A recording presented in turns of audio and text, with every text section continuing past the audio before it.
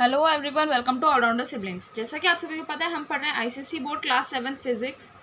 Last lecture में हमने chapter number 4 that is reflection of light start किया था, जिसका फर्स्ट पार्ट में हमने रिफ्लेक्शन क्या होता है, रिफ्लेक्शन ऑफ लाइट कैसे होता है, वो सब पढ़ा था। और ये भी पढ़ा था कि उसमें दो मेन रेज होती हैं जो उसमें काम करती हैं, इंसिडेंट रेज और रिफ्लेक्टेड रेज, है ना।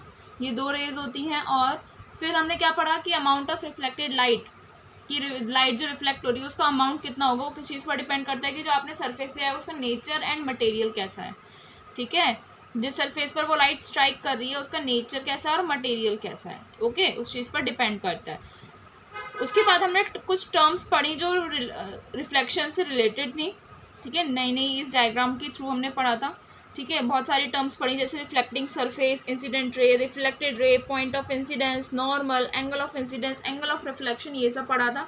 होप आपको गाइस समझ में आया होगा अच्छे से, क्योंकि बहुत अच्छे से हमने आराम से पढ़ा था। आज हम आगे का टॉपिक स्टार्ट करेंगे, टाइप्स ऑफ रिफ्लेक्शन। इससे पहले मैं बता दूं गाइस, हमने टेलीग्राम चैनल बनाया है, उसे आप ज्वाइन कीजिए। वहाँ पर आपको हैंड रिटन नोट्स की पीडीएफ भी मिलेगी, सारे वीडियोस के लिंक्स भी मिलेंगे, आपके डाउट्स भी वहाँ पर क्लैरिफाई हो जाएंगे इजीली। ठीक है, और वहाँ पर हम आपके और भी रिवीजन सेशंस लाएंगे, आपको और नई नई चीज़ें प्रोवाइड करवाएंगे जो आपकी स्टडीज़ में हेल्प करेगी, और भी आपकी फर्दर स्टडीज़ में भी हम हेल्प करेंगे ज़रूर। ठीक है, तो हमारे टेलीग्राम चैनल को ज़रूर ज्वाइन कीजिए। ऑलराउंडर सिबलिंग्स ऑफिशियल के नाम से ही है, तो उसे ज़रूर ज्वाइन कीजिए और उसकी लिंक भी अपने फ्रेंड्स क्लासमेट्स के साथ शेयर ज़रूर कीजिएगा। ठीक है, और चैनल को तो बिल्कुल ज़रूर सब्सक्राइब कर दीजिएगा, लाइक कीजिए हमारी वीडियोस को, शेयर कीजिए और कमेंट करना ना भूलें। अपने डाउट्स भी आप कमेंट कर सकते हैं, आपको या फिर किसी और टॉपिक पे 7th क्लास का, 8th क्लास का कोई और टॉपिक या कुछ और चैप्टर चाहिए किसी भी सब्जेक्ट का, तो आप वो बता सकते हैं। ठीक है, चलिए स्टार्ट करते हैं आज का lecture, types of reflection. Types of reflection में क्या बोल रहा है, depending on the nature of reflecting surface. Reflecting surface के नेचर पर डिपेंड करते हुए there are two types of reflection. किस चीज़ पर डिपेंड करते हुए कि जो आपने रिफ्लेक्टिंग सरफेस लिया है ना, जिस चीज़ पर रिफ्लेक्शन हो रहा है उसके नेचर पर डिपेंड करते हुए दो टाइप्स के रिफ्लेक्शन होते हैं, रेगुलर रिफ्लेक्शन और दूसरा होता है इर्रेगुलर या फिर डिफ्यूज रिफ्लेक्शन। ओके, तो रेगुलर रिफ्लेक्शन क्या होता है, the regular reflection occurs on a well. Regular reflection किस पर होता है, एक अच्छे well polished and smooth surface. Regular reflection जो होता है वो एक अच्छे से पॉलिश हुआ हुआ और स्मूथ सरफेस पर होता है। ऑन दिस सरफेस, इस सरफेस पर क्या होता है, इंसिडेंट रेज या फिर जिन्हें आप इनकमिंग रेज भी बोलते हैं, फॉल इवनली फॉल करती हैं उस पर इक्वल अमाउंट में, यानी कि इक्वल उसमें रेज पड़ती हैं, एंड गेट रिफ्लेक्टेड, और वो रिफ्लेक्ट हो जाती हैं। This phenomena is called regular reflection. इस फिनोमेना को आप क्या बोलते हो, रेगुलर रिफ्लेक्शन बोलते हो। For example, reflection on plane mirror. Plane mirror आपको बताया था बहुत अच्छा रिफ्लेक्टर होता है, बिकॉज ये स्मूथ होता है और वेल पॉलिश्ड होता है। तो प्लेन मिरर पर जब रिफ्लेक्शन हो रहा है तो उसमें रेगुलर रिफ्लेक्शन होगा। इस रिफ्लेक्शन में क्लियर इमेजेस ऑब्टेन होती है, यानी कि जैसी चीज़ ऑब्टेन, जैसी ऑब्जेक्ट होगा वैसे ही इमेज बनेगी उसकी मिरर से। ठीक है, ये चीज़ बोल रहा है। तो रेगुलर रिफ्लेक्शन जैसे आप देख रहे हैं, ये प्लेन मिरर दिया हुआ है डायग्राम में। ओके, तो ये इंसिडेंट रेज पड़ रही, इवनली डिस्ट्रीब्यूट हो रही है, इक्वल अमाउंट में जा रही है ना, एक डायरेक्शन में जा रही है, और ये अपोजिट डायरेक्शन में क्या कर रही हैं, रिफ्लेक्ट कर रही हैं। ठीक है, तो ये रेगुलर रिफ्लेक्शन हो गया। तो प्लेन मिरर का आप एग्जांपल याद रख सकते हैं। तो रेगुलर रिफ्लेक्शन बहुत इजी है। नेक्स्ट है इर्रेगुलर रिफ्लेक्शन, जिसे आप डिफ्यूज रिफ्लेक्शन भी बोलते हैं, अभी हमने पढ़ा। क्या बोल रहा था, irregular reflection occurs on the irregular और रफ सरफेस। इर्रेगुलर से समझ में आ रहा है, इर्रेगुलर रिफ्लेक्शन कैसे सरफेस पर होता है, जो इर्रेगुलर होता है, दैट मीन्स रफ सरफेस पर होता है। ठीक है, the incoming rays fall on the rough surface unevenly. जो इनकमिंग रेज होती हैं, यानी कि इंसिडेंट रेज जो होती हैं, वो अनइवनली उस सरफेस पर गिरती हैं। कौन से सरफेस पर, आपके रफ सरफेस पर फॉल करती है। रफ सरफेस कैसे हो गया, एक ये तो होता है आपका स्मूथ, ठीक है, और रफ हो गया आपका ऐसे जो टेढ़ा मेढ़ा सा, ऊंचा नीचा सा होता है, तो वो अनइवन सरफेस हो गया। तो इस पे जो रेस पड़ेंगी वो अनइवन पड़ेंगी ना, इस पर यहाँ पड़ रही है, फिर इस पर नीचे पड़ रही है, फिर ऊपर पड़ रही है, फिर नीचे पड़ रही है। इसमें क्या हो रहा था, आपका प्लेन सरफेस था तो इवनली डिस्ट्रीब्यूट हो रही थी, इसमें अनइवनली डिस्ट्रीब्यूट होती है, and therefore these raise gate reflected unevenly और स्कैटर्ड इन ऑल डायरेक्शंस।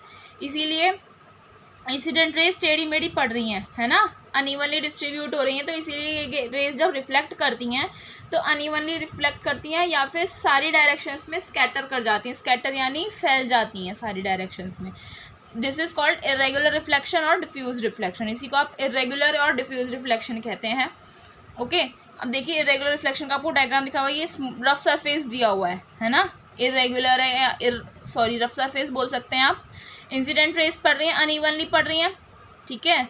तो क्या हो रहा है, देखो कोई सी कहीं रिफ्लेक्ट हो रही है, कोई किधर रिफ्लेक्ट हो रही है, तो स्कैटर हो जाती है सारी डायरेक्शंस में। इसी को आप डिफ्यूज रिफ्लेक्शन बोलते हैं। In regular reflection images are not obtained. Irregular reflection में आपको कोई भी इमेज नहीं दिखेगी, क्यों? क्योंकि डायरेक्शंस जो हैं रिफ्लेक्टेड रेज की वो क्या हो जाती हैं, डिफरेंट हो जाती है। Irregular reflection of sunlight due to the rough surface of the earth and surroundings enables us to have light inside the house. इसका एग्जाम्पल क्या है, सनलाइट का इरेगुलर रिफ्लेक्शन होता है। सनलाइट जो होती है उसका इरेगुलर रिफ्लेक्शन होता है, किस वजह से? क्योंकि अर्थ का क्या है, आपका रफ सरफेस है। हम बस ड्राइंग में ही तो देखते हैं कि उसका स्मूथ सरफेस है, लेकिन एक्चुअल में क्या है, अर्थ का रफ सरफेस होता है, जिस वजह से रिफ्लेक्शन लाइट जो पड़ती है सनलाइट वो अनइवनली डिस्ट्रीब्यूट होती है, जिस वजह से जब उनका रिफ्लेक्शन होता है तो वो सारी डायरेक्शंस में फैल जाती हैं। इसी वजह से हमारे घर के अंदर क्या आती है, रोशनी आती है सूरज की। ओके, तो ये है इरेगुलर रिफ्लेक्शन या फिर आप बोल सकते हैं डिफ्यूज रिफ्लेक्शन। ये है हमारे टाइप्स ऑफ रिफ्लेक्शन। अब नेक्स्ट टॉपिक आता है लॉज ऑफ रिफ्लेक्शन। कुछ लॉज हैं, जैसे इंडिया में बहुत सारे लॉज हैं, स्कूल्स में आपके रूल्स होते हैं, ऐसे ही कुछ लॉज हैं रिफ्लेक्शन के। 2 लॉज हैं रिफ्लेक्शन के। First law of reflection states that the incident ray, the reflected ray and the normal at the point of incidence are all in the same plane. First law of reflection क्या बोलता है आपको कि incident ray है ना, जो incoming रे होती है, रिफ्लेक्टेड रे यानी कि आउटगोइंग रे, और नॉर्मल। नॉर्मल कौन सा होता है, ये वाला जो बीच में आता है, ये वाला होता है ना नॉर्मल आपका। At the point of incidence are all in the same plane. ये पॉइंट ऑफ इंसिडेंस पर पड़ती हैं तीनों और सेम प्लेन पर होती हैं। फर्स्ट लॉ आपको ये बताता है कौन कौन सी रे guys, incident ray, reflected ray and normal. ये सारे पॉइंट ऑफ इंसिडेंस पर पड़ते हैं, सेम प्लेन पर पड़ते हैं, यही आपका फर्स्ट लॉ ऑफ रिफ्लेक्शन है। और सेकंड लॉ ऑफ रिफ्लेक्शन क्या बोलता है, it states that the angle of incidence is equal to the angle of reflection. यानी कि आपका जितना एंगल ऑफ इंसिडेंस बनेगा, यानी कि इंसिडेंट रे प्लस नॉर्मल के बीच में जो एंगल बनेगा वो किसके इक्वल होगा, एंगल ऑफ रिफ्लेक्शन के। यानी कि एंगल ऑफ रिफ्लेक्शन क्या होता है आपका, जल्दी से याद करो, रिफ्लेक्शन बोल रहा है यानी कि रिफ्लेक्टेड रे प्लस नॉर्मल के बीच का जो एंगल है वो दोनों आपस में इक्वल होंगे आपके। क्या बोल रहा है, ऐसे तो बनाते हो आप, ये एंगल आई होता है, एंगल ऑफ इंसिडेंस यही बनता है, और ये होता है आपका आर यानी कि एंगल ऑफ रिफ्लेक्शन। तो ये दोनों आपस में इक्वल होते हैं, यानी कि अगर ये 60 डिग्री बन रहा है तो ये भी आपका 60 डिग्री बनेगा। ये आपका सेकंड लॉ है। किसी भी कुछ भी कंडीशन आ जाए, अगर ये एक 60 दिया हुआ है तो दूसरा भी आपका क्या होगा, 60 ही होगा। तो ये 2 लॉज हैं रिफ्लेक्शन के, ये आपको अच्छे से लर्न करने हैं, बहुत सिंपल है। पहला क्या बोल रहा है कि incident ray, reflected ray and normal point of incidence पर पड़ते हैं, सभी सेम प्लेन पर होते हैं, एक ही प्लेन पर होते हैं ना, यहीं पर एक ही पे। और सेकेंड लॉ क्या बोला, angle of incidence is equal to the angle of reflection. Okay, देखिए अब यहाँ पर आपको ये एक्टिविटी दी हुई है जिसमें आप क्या करेंगे, to prove that the angle of incidence is equal to the angle of reflection. आपको ये प्रूफ करना है कि एंगल ऑफ इंसिडेंस जो होता है वो एंगल ऑफ रिफ्लेक्शन के इक्वल होता है। तो ये एक एक्टिविटी के थ्रू समझेंगे हम इस पूरे प्रोसेस को। मटेरियल्स क्या क्या चाहिए आपको, वाइट शीट चाहिए पेपर की, प्लेन मिरर चाहिए, 4 ड्राइंग पेन्स चाहिए एंड ड्राइंग बोर्ड चाहिए आपको। तो इसमें आप क्या करेंगे, एक लाइन ड्रॉ करेंगे आप A be on a sheet of white paper. एक वाइट पेपर लीजिए, उस पर एक लाइन ड्रॉ कर दीजिए ए बी। तो आपको क्या करने के लिए बोल रहा है, एक वाइट शीट ले लिया आपने, ठीक है, प्लेन बोल रहा है बट कोई नहीं, यहाँ पर समझाने के लिए ले लिया। तो एक लाइन ड्रॉ कर दीजिए, ठीक है, क्या नाम देना है आपको उसे, ए बी। अब देखिए क्या बोल रहा है आगे, नेक्स्ट स्टेप में देखते हैं। Fix a point on the paper and at that point draw normal to the plane sheet. आपको क्या करना है, पेपर पर एक पॉइंट फिक्स कर लीजिए और उस पॉइंट पर एक नॉर्मल बनाना है आपको प्लेन शीट पर। यानी कि आपको बोल रहा है शीट पर ये जो आपने पेपर लिया है उस पर एक पॉइंट फिक्स कर लीजिए, कर लिया। फिर जो आपने प्लेन लाइन ड्रॉ करी है उससे एक नॉर्मल बना दीजिए, ये नॉर्मल बन गया आपका, ठीक है। आगे क्या बोल रहा है, draw line Q O making an angle to the normal O P. आपने इस लाइन को क्या नाम दे दिया गाइस, ओ पी दे दिया, ठीक है। अब क्या बोल रहा है आपसे, draw line Q O Q O बनानी है, एक ऐसा एंगल बनाना है आपको जो ओ पी के नॉर्मल से बने, यानी कि क्यू ओ बनाना है ना। देखिए ये बनेगा O Q, sorry Q O बोलेंगे बिकॉज ये इंसिडेंट रे पड़ेगी, आपको डायरेक्शन भी लगानी है, ठीक है। तो इसमें क्या करेंगे, आपको नॉर्मल से एक एंगल बनाना है, ठीक है, एंगल ऑफ इंसिडेंस वाला। तो नॉर्मल से आप क्या बनाएंगे, एक एंगल बनाएंगे जिसका नाम हो जाएगा आपका क्यू ओ। ओके, अब क्या करना है, now fix 2 drawing pens at the points L and K. आपको जैसे नीचे वाले डायग्राम में दिखाया हुआ है कि 2 ड्राइंग पेन्स जो होती हैं, है ना, जो आलपेन जिसे आप बोलते हैं, उस पर वो लीजिए और उन्हें स्टिक कर दीजिए एल और के पॉइंट पर, ठीक है। क्या करना है, जैसे ये एल बना दीजिए ये वाला पॉइंट और ये के, आपने यहाँ पर ड्राइंग पेन्स क्या कर दी, स्टिक कर दी। फिर क्या करना है, put a plane mirror vertical on the line A B. ये जो आपने लाइन ए बी ड्रॉ करी है इस पर एक प्लेन मिरर वर्टिकली ऐसे पुट कर दीजिए, ठीक है। मान लीजिए हमने प्लेन मिरर क्या कर दिया, पुट कर दिया। Okay, now observe the image of pins at the other side of the normal. अब क्या करना है, आपने ये मिरर रख दिया तो इससे ये इस साइड जो आपने बनाया वही आपको इस साइड रिफ्लेक्ट होगा। तो एल और के जो आपको पॉइंट है नॉर्मल की दूसरी साइड दिखेगा, है ना, जो नॉर्मल के other side. Now fix the pins on M and N so that the images of pins at L and K and the pins at M. Means आपको क्या करना है, जो एल और के पॉइंट आपको इधर दिख रहे हैं जो आपने स्टिक किए थे ड्राइंग पिन्स के साथ, वही आप प्लेन मिरर में जो आपको इधर डायरेक्शन दिख रही है उस पर ही क्या आप कर दीजिए, आप दूसरे पॉइंट्स को स्टिक कर दीजिए। आया समझ, जो इधर दिख रहे हैं उन्हीं के सामने आप क्या कर दीजिए, उन्हें स्टिक कर दीजिए। और उसे आपको क्या नाम देना है गाइज, एम एंड एन, ठीक है। ये आपने एम एंड एन नाम दे दिया। फिर क्या करना है, आगे देखते हैं जल्दी से। आपको बोल रहा है now remove the pens and draw the reflected ray passing through points M and N. अब क्या करना है, आप ये पेन्स को हटा दीजिए और फिर स्केल की हेल्प से क्या करना है, ये लाइंस को आप ड्रॉ कर दीजिए, ठीक है। ये यहाँ पर आ जाएगा, ठीक है। तो ये लाइन ड्रॉ कर दी तो ये आपकी रिफ्लेक्टेड रे बन जाएगी। ओके, और ये एंगल ऑफ इंसिडेंस हो गया।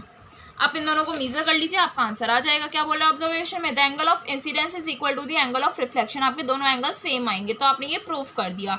और क्यू ओ आपकी इंसिडेंट रे है, पी ओ नॉर्मल है and R O reflected ray हैं, जो सारे एक ही प्लेन पर क्या कर रहे हैं, एक ही प्लेन पर हैं, एक ही प्लेन पर लाई कर रहे हैं, इसलिए फर्स्ट लॉ जो है आपका वेरीफाई हो जाता है। कर रहे हैं, यही तो एक शीट है आपकी, यही है ना, ये आपका एक लाइन है प्लेन मिरर वाली। तो ये reflected ray normal, sorry incident ray normal और रिफ्लेक्टेड रे, आपको एरोज भी लगाने हैं, ये आउट इनकमिंग है, ये आउटगोइंग है, ठीक है। तो ये सारे एक ही पेज पर एक ही लाइन पर तो वो लाई कर रहे हैं, इसलिए ये फर्स्ट लॉ भी आपका वेरीफाई हो गया सेकंड लॉ के साथ साथ। हमने दोनों लॉज को वेरीफाई कर लिया, सिंपल है ना। तो एक्टिविटी के थ्रू हमारा कंप्लीट हो गया। अब हमारा नेक्स्ट टॉपिक आता है मिरर क्या होता है। क्या मिरर क्या होता है, the light moves in an optical medium. Light जो है वो आपकी एक ऑप्टिकल मीडियम, ऑप्टिकल का कल भी मीनिंग बताया था हमने लास्ट लेक्चर में। तो ऑप्टिकल मीन्स क्या होता है, धुंधला सा जो होता है मीडियम, ठीक है। तो लाइट जो है वो एक ऑप्टिकल मीडियम में मूव करती है। When it falls on an object, जब वो किसी एक ऑब्जेक्ट पर गिरती है लाइट, है ना, इट मे बी रिफ्लेक्टेड और एब्जॉर्ब्ड और रिफ्रैक्टेड। ये या तो रिफ्लेक्ट हो जाएगी, एब्जॉर्ब हो जाएगी या रिफ्रैक्ट हो जाएगी। रिफ्रैक्टेड मीन्स वही हम पढ़ने वाले हैं आगे। The rays of light may be absorb by the second optical medium. अब आगे क्या हो सकता है, ठीक है। जब क्या बोल रहा है कि लाइट जो है ऑप्टिकल मीडियम पे पड़ती है, ठीक है, मूव करती है उसमें। जब वो किसी ऑब्जेक्ट पर फॉल करती है लाइट, ठीक है, तो वो रिफ्लेक्ट होगी, एब्जॉर्ब होगी या रिफ्रैक्ट होगी, जब अगर वो ऑप्टिकल मीडियम में लाइट मूव कर रही है तो, ठीक। आगे बोल रहा है ray of light may B absorbed bye the second optical medium. जो रे ऑफ लाइट है वो हो सकता है कि आपके सेकेंड ऑप्टिकल मीडियम के द्वारा क्या हो जाए, एब्जॉर्ब कर ली जाए, ठीक है, एब्जॉर्ब कर ली जाए। लेकिन अगर सेकेंड ऑप्टिकल मीडियम से लाइट जो है वो पास कर जाती है, एब्जॉर्ब का मीन्स हो गया कि लाइट आगे ट्रैवल नहीं कर रही है, ठीक है। अगर लेकिन सेकेंड ऑप्टिकल मीडियम से लाइट जो है पास आउट हो जाती है तो फिर उस फिनोमिनन को हम रिफ्रैक्शन बोलते हैं। Mirror is an optical medium where light is reflected. Mirror आपका एक ऑप्टिकल मीडियम है जहाँ पर लाइट रिफ्लेक्ट हो रही है, ठीक है। तो यही चीज़ बता रहा है। रिफ्रैक्शन आया समझ में, क्या है, सिंपल है।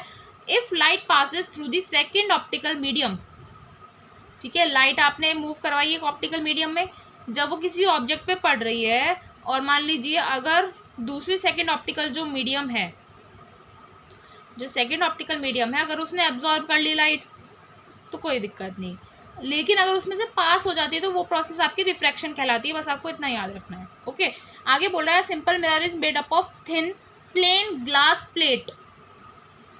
सिंपल मिरर जो होता है, जो हमारे घरों में भी सिंपल मिरर होता है, ठीक है, तो ड्रेसिंग टेबल के में जो मिरर होता है वो भी सिंपल मिरर ही है। तो वो एक थिन पतला सा प्लेन ग्लास प्लेट होती है, सिल्वर्ड एट द बैक, जिसकी लास्ट में यानी कि बैक में सिल्वर की कोटिंग होती है, टू प्रिवेंट रिफ्रैक्शन, जिससे रिफ्रैक्शन ना हो, तभी तो आप अपनी इमेज देख पाते हैं उसमें, ठीक है। उसके आपने मिरर ऐसा देखा होगा तो उसके बैक में सिल्वर की सी कुछ कोटिंग होती है ना, तो क्यों होती है, जिससे रिफ्रैक्शन ना हो, यानी कि लाइट जो आप अपनी इमेज देख पा रहे हो वो क्या ना हो, पास ना हो, रिफ्रैक्शन उसमें ना हो। तो सिल्वर कोटिंग जो होती है उसमें वो किस चीज़ की होती है, वो मिक्सचर होता है, अलॉय होता है टिन एंड मरकरी का सॉरी, टिन एंड मरकरी का क्या होता है, वो अलॉय होता है। अलॉय मीन्स मिक्सचर, जब दो एलिमेंट्स को आप मिला देते हैं तो वो अलॉय बन जाता है। तो सिल्वर कोटिंग जो होती है वो अलॉय होता है टिन और मरकरी का। अ डुप्लीकेट और replica of a well illuminated object observed in a mirror और through a lens is called an image. अब क्या बोल रहा है, एक डुप्लीकेट बन जाता है उस मिरर में, है ना, उस मिरर में आप क्या देखते हो, एक डुप्लीकेट होता है या फिर रेप्लिका होता है, रेप्लिकेशन होता है, यानी कि कॉपी होती है किसकी, वेल इल्यूमिनेटेड ऑब्जेक्ट की, जिससे लाइट रिफ्लेक्ट हो रही है ऐसे ऑब्जेक्ट की, ठीक है, उसी को हम क्या बोलते हैं, इमेज। डुप्लीकेट जो बना उसी को हम क्या बोलते हैं, इमेज बोलते हैं। Mirrors can be a plane mirror और कर्व्ड मिरर। मिरर जो है वो आपका प्लेन मिरर भी हो सकता है, कर्व्ड मिरर भी आता है। The characteristics of image depend on the nature of the mirror. Image कैसी बनेगी, इमेज जो बन रही है आपकी वो किस चीज़ पर डिपेंड करती है कि मिरर का नेचर कैसा है, मीन्स प्लेन है मिरर है या फिर आपने जो मिरर बनाया है वो कर्व्ड मिरर है। होप गाइज आपको समझ में आ रहा है, थोड़ा सा न्यू कॉन्सेप्ट आ गया एकदम से, तो थोड़ा सा ध्यान से पढ़ेंगे, रीडिंग कीजिए 2-3 बार चैप्टर की और 2-3 बार ये वीडियोस देखिए तो आपको समझ में आ जाएगा अच्छे से, ठीक है। नहीं तो आपको फर्स्ट वीडियो में ही अगर आप ध्यान से सुनेंगे तो अच्छे से समझ में आ जाएगा। तो जो इमेज आपकी बन रही है उसका कैरेक्टरिस्टिक किस चीज़ पर डिपेंड करता है कि इमेज कैसी बनेगी, वो डिपेंड करता है कि जो आप जिस मिरर में इमेज बन रही है वो उसका नेचर कैसा है, मीन्स वो प्लेन मिरर है या फिर कर्व्ड मिरर है, ठीक है। अब हमारा अगला टॉपिक क्या है, images formed by plane mirrors. तो कोई भी प्लेन मिरर है तो उसमें कैसी कैसी इमेजेस बनती हैं, हम वो इस टॉपिक पे पढ़ने वाले हैं। तो क्या लिख रहा है, when an object is placed in front of plane mirror, जब किसी भी ऑब्जेक्ट को आप प्लेन मिरर के फ्रंट में रख देते हैं, यानी कि अगर आपने ड्रेसिंग टेबल के फ्रंट में रख दिया है, ठीक है, यू विल ऑब्जर्व, आप क्या देखेंगे, the image which appears to be inside और बिहाइंड द मिरर, कि जो इमेज है वो मिरर के अंदर है या मिरर के पीछे बन रही है। आपको ऐसा ही तो लगता है कि वो जो इमेज बन रही है वो मिरर के अंदर है या मिरर के पीछे है। जैसे क्या बोल रहे हैं, आप यहाँ खड़े हो, ठीक है, ये मान लीजिए आपका प्लेन मिरर है, ठीक है, आपको ऐसा लग रहा है आप यहाँ खड़े हो तो ऐसा लगता है कि ये जो आपकी इमेज बन रही है यहाँ पर वो मिरर के अंदर बन रही है या मिरर के पीछे बन रही है, कुछ ऐसा ही लगता है, नहीं है ना। तो यही आपका, यही हम इमेजेस पढ़ने वाले हैं कि क्या इमेजेस होती हैं। द इमेज फॉर्म्ड इनसाइड और behind the mirror appears to be at the same distance as the object placed outside the mirror. जो इमेज मिरर के अंदर या पीछे जैसे भी है वो जो इमेज बनती है, it appears to be at the same distance, ये ऐसा लगता है कि वो सेम डिस्टेंस पर खड़ी है ना। आप यहाँ पर खड़े हो, जैसे ये एग्जांपल बताया, इतना डिस्टेंस है बीच में, तो ये जो मिरर में या मिरर के पीछे जो भी इमेज बन रही होगी ऐसा ही लगता है उसमें भी इतना ही गैप ले रखा है, उतना ही स्पेस ले रखा है जितना मिरर के बाहर वाले ऑब्जेक्ट ने ले रखा है, यानी कि आपने जितना स्पेस ले रखा है ऐसा लगता है कि उसी जो इमेज बनी है हमारी वो उतने ही स्पेस पर बन रही है। तो साइज जो होता है इमेज का और ऑब्जेक्ट का वो सेम आता है, तो उस इमेज को हम वर्चुअल इमेज बोलते हैं। कौन सी image, when the size of image and object is same, जब इमेज और ऑब्जेक्ट का साइज सेम होगा तो उस इमेज को हम क्या बोलते हैं, वर्चुअल इमेज बोलते हैं। होप आपको वर्चुअल इमेज क्या होती है वो समझ में आया होगा। अब types of images in a plane mirror, plane mirror में कौन कौन सी इमेजेस टाइप्स ऑफ इमेजेस बनती हैं वो हम पढ़ेंगे अब, ठीक है, पढ़ने वाले हैं। 2 types of images are formed in plane mirrors. Plane mirrors में 2 टाइप की इमेजेस बनती हैं, virtual and real image. Virtual and real image वो हम देखेंगे क्या होता है। The image which can not be obtained on a screen is called virtual image. वो इमेज जिसको आप स्क्रीन पर ऑब्टेन नहीं कर सकते हो उसे हम क्या बोलते हैं गाइज, वर्चुअल इमेज बोलते हैं। The virtual image is not formed by the actual intersection of light raise. ये जो वर्चुअल इमेज होती है वो लाइट रेज के एक्चुअल इंटरसेक्शन से नहीं बनती है। वर्चुअल इमेज वही हो गया ना जैसे मिरर के इनसाइड या बिहाइंड वाली जो इमेज होती है ना, तो वो लाइट का एक्चुअल इंटरसेक्शन उसमें नहीं होता है, यानी कि लाइट जो है उसमें आपस में क्रॉस नहीं करती है जो भी लाइट रेज पड़ रही होती हैं। These images are formed by the intersection of the light rays when they are extended behind the mirror. ये इमेजेस जब बनती हैं जब आप उन लाइट रेज को इंटरसेक्ट करवाते हो। कैसे इंटरसेक्ट करवाओगे, उन लाइट रेज को आप बिहाइंड द मिरर एक्सटेंड करोगे, उन्हें क्या करोगे, एक्सटेंड करोगे, बढ़ाओगे पीछे की तरफ, और जहाँ जिस पॉइंट पर वो इंटरसेक्ट करेंगी वहाँ पर आपकी इमेज बनेगी। वर्चुअल इमेजेस हमेशा इरेक्ट बनती है, यानी कि अपराइट बनती हैं। अपराइट यानी ऐसे downwards. Path by the rays forming them are shown by dotted lines. जो इमेज वर्चुअल इमेज का जो हम वो दिखाते हैं पाथ, है ना, वर्चुअल इमेज का जो हम पाथ दिखाते हैं, उन रेज का जो पाथ दिखाते हैं वो हम डॉटेड लाइन से ऐसे शो करते हैं, ठीक है। तो वर्चुअल इमेज मैंने आपको बताया क्या होता है, जिस इमेज को आप स्क्रीन पर ऑब्टेन नहीं कर सकते वो होता है आपका वर्चुअल इमेज। इसमें एक्चुअल इंटरसेक्शन नहीं होता है लाइट रेज का, वो आपको इंटरसेक्शन करवाना पड़ता है।